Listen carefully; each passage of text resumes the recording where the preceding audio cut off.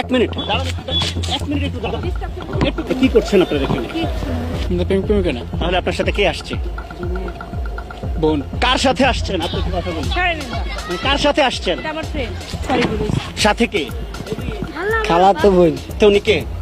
জানি না। আপনি দাঁড়ান দাঁড়ান, একটু কথা বলেন। আপনি কি দেখেছেন এখানে যে লাশ দাফন করা হচ্ছে? কিছু বকাটা ছেলে দেখি টিকটকও করছে এখানে। যুব সমাজ যে নষ্ট হচ্ছে এটার আপনার অন্যতম উদাহরণ আর কি। কবরের পাশে বসে প্রেমিক প্রেমিকারা আড্ডা দেয়। রায়ের বাজার কবরস্থান দেশের সর্ববৃহৎ কবরস্থান।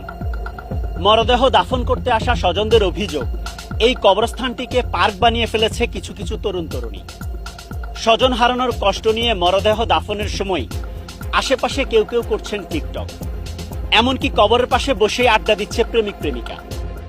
ক্যামেরা দেখে পালাতে শুরু করে কবরস্থানে বসে থাকা যুবক যুবতীরা। তাদের দাবি কেউ স্ত্রীকে নিয়ে ঘুরতে এসেছেন, আবার কেউ এসেছেন বোনকে নিয়ে। তবে তাদের কেউ কেউ সঙ্গীকে রেখেই দৌড়ে